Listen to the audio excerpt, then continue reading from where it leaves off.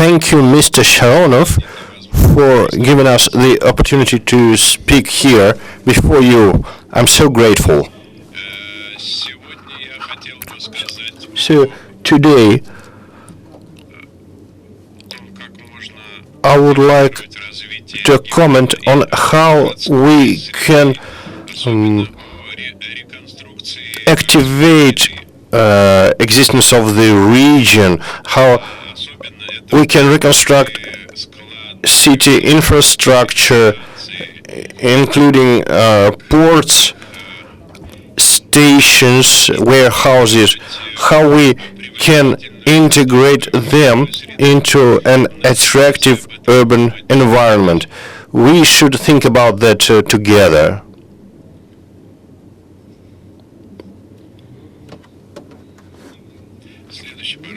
Next slide, please.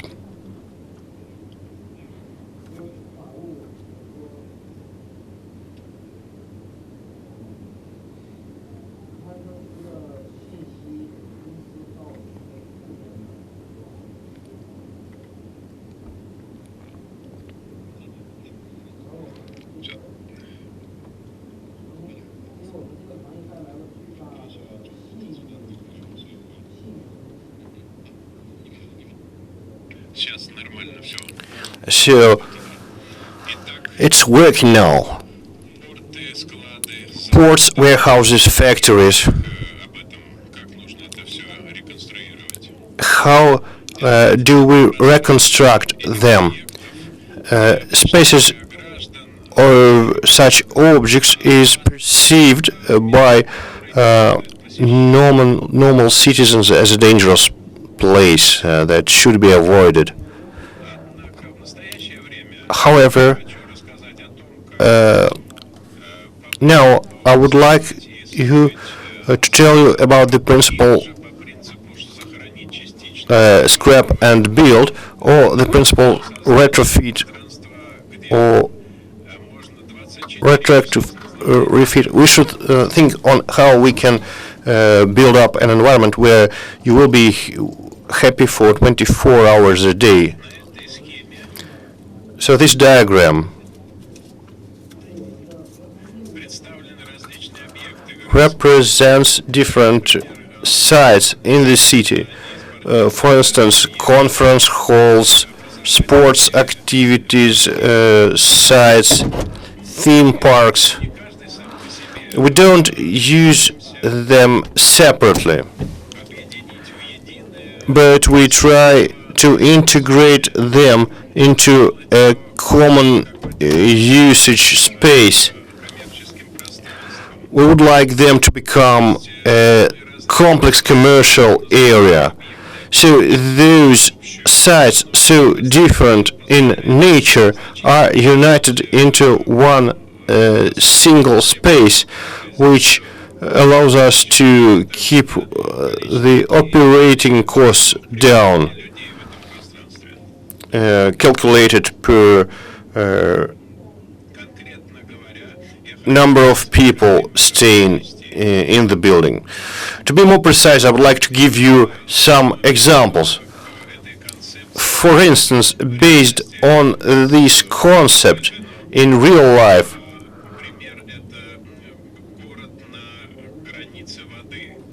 we can have Tokyo concept called waterfront city. It was implemented in Tokyo. You see, the exhibition hall together with theme parks, sports infrastructure, universities, everything for people to use a different type of sites for multiple purposes. All that increases the duration of stay in this area. So, and we were quite successful. In just 1 year, 25 million people visit this space. This is comparable to the number of people attending Tokyo Disneyland, and this is a very important example. The next diagram is on how you make the old warehouses into some new facilities. They are historical sites, and we had to reconstruct them, but instead of red brick warehouses, they became an attractive system of restaurants and shopping arcades, and what used to be perceived as a dangerous place became an allocation attractive for general audience. So these were Yokohama red brick warehouses. Now let's see what happened to textile factories, which in older days were outside of the cities, but cities developed and they became the center of the city. So first we turned them into sports centers, and then they became mixed use site. The example of Hakata Canal City, and unlike warehouses I was telling you about, it was the principle of scrap and build. So they were all pulled down and then reproduced from scratch. Now, some words about developing urban environment around railway stations. Initially, railway stations are used in certain periods of time, and when a station is crowded, they were also seen as dangerous places with problems to maintain order. But now again, you can use them 24 hours per day, using this space comprehensive for the citizens. Here, on my next slide, I would like to tell you that we analyzed how we can use activities of people who visit stations, and to think how we reorganized urban area based on that. The font is small on the slide,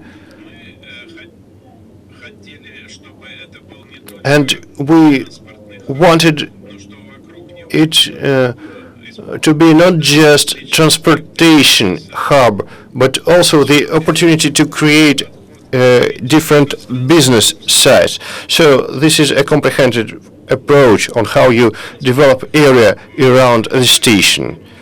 And transportation hub is initially intended for accommodating large numbers of people.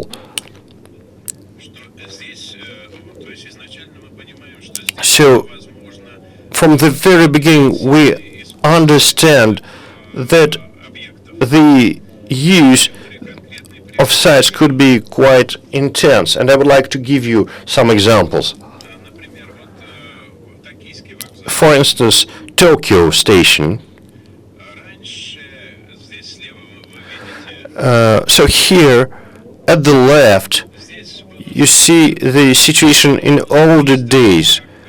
There was a station which was just a railway station. Now you see at the right that this is an attractive area with restaurants and shopping malls, and the entire district got transformed. And this same example with a metro station in Tokyo.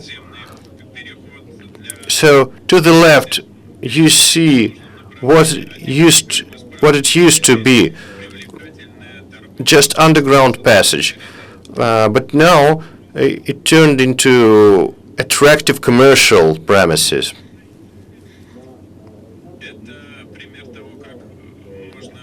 This is an example on how you can use the opportunity related to huge amount of people coming to the station. And the last slide, and please take a look at the example on how you use area close to the station for multiple city sites, for offices, a hotel,